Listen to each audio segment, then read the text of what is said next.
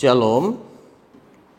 Sebelum kita mendengarkan firman Tuhan dan merenungkannya pada saat ini, marilah kita terlebih dahulu berdoa. Ya Allah Bapa kami yang bertahta dalam kerajaan sorga, yang kami sembah dalam nama anak-Mu Tuhan Yesus Kristus. Saat ini kami ingin mendengarkan firman-Mu dan merenungkannya. Biarkan Roh Kudus-Mu menuntun kami. Di dalam nama anak-Mu Tuhan Yesus Kristus kami berdoa dan mengucap syukur. Amin. Saudara-saudara yang terkasih, firman Tuhan bagi kita pada saat ini tertulis dari Roma pasal yang ke-12 ayat yang ke-2b. Roma pasal 12 ayat 2b, demikian firman Tuhan. Berubahlah oleh pembaharuan budimu, sehingga kamu dapat membedakan manakah kehendak Allah, apa yang baik, yang berkenan kepada Allah, dan yang sempurna. Demikian firman Tuhan. Saudara-saudara yang terkasih, di dalam nama Tuhan Yesus Kristus, pernahkah kita melihat tong sampah yang bertuliskan bisa didaur ulang dan tidak bisa didaur ulang?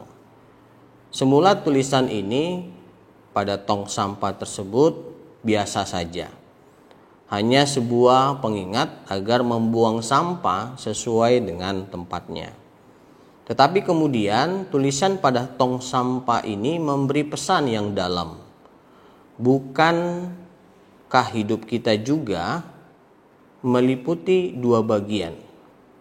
Yang pertama, yang tak dapat diubah, antara lain di mana dan kapan kita lahir, siapa keluarga kita, masa lalu kita. Makanya ada sebuah lagu, masa lalu biarlah masa lalu. Kesempatan yang kita lewatkan begitu saja, ucapan yang telah kita sampaikan dan kita katakan itu tidak bisa diubah lagi. Pada bagian ini, kebutuhan dari diri kita adalah bagaimana kita menerima secara berani dan memaafkan semua yang telah terjadi. Karena semua itu adalah bagian dari lukisan indah yang Tuhan berikan kepada kita. Nah, yang kedua yang dapat diubah antara lain masa depan, cara memandang dan menyikapi kehidupan yang Tuhan beri, kebiasaan, kecerdasan, perilaku, penampilan, dan sebagainya. Dan untuk bagian yang dapat diubah, Roma pasal 12 ayat 2 ini mengatakan berubahlah oleh pembaharuan budimu, sehingga kamu dapat membedakan mana kehendak Allah, mana yang baik, yang berkenan kepada Allah, dan yang sempurna. Saudara-saudara yang terkasih, pembaharuan budi adalah kekuatan terjadi dalam jiwa seseorang yang dimulai dari memasukkan kebenaran, menyetujui dan melakukan kebenaran secara sadar dan seimbang ke arah yang menakjubkan.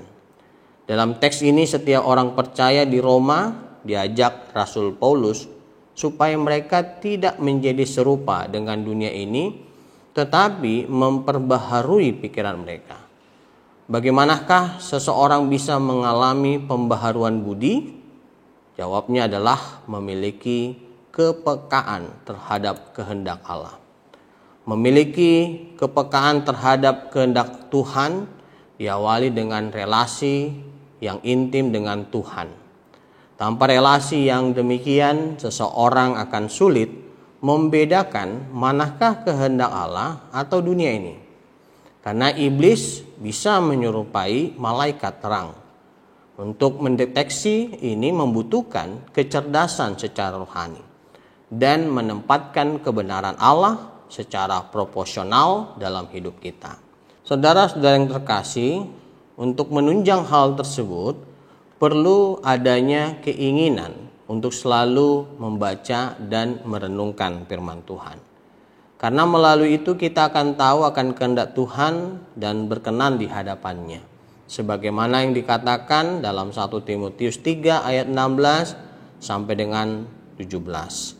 Segala tulisan yang diilhamkan Allah memang bermanfaat untuk mengajar, untuk menyatakan kesalahan, untuk memperbaiki kelakuan, dan untuk mendidik orang dalam kebenaran.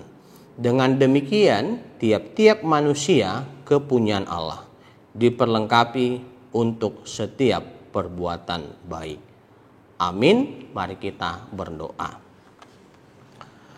Bapa kami yang bertahta dalam kerajaan sorga, kami mengucap syukur atas kasih dan berkat yang Tuhan berikan kepada kami, sehingga kami Tuhan dapat mendengarkan firman-Mu yang mengajarkan kami untuk selalu memperbaharui budi kami dengan selalu mendengarkan firman-Mu dan merenungkannya, sehingga kami tahu apa yang menjadi kehendak Tuhan dan kami pun berkenan di hadapan Tuhan. Tuhan berkati kami mohon perlindungan-Mu, kami mohon penyertaan-Mu, dan kami mohon belas kasihan Tuhan untuk mengampuni dosa dan kesalahan kami. Di dalam nama anak-Mu Tuhan Yesus Kristus kami berdoa dan mengucap syukur. Amin.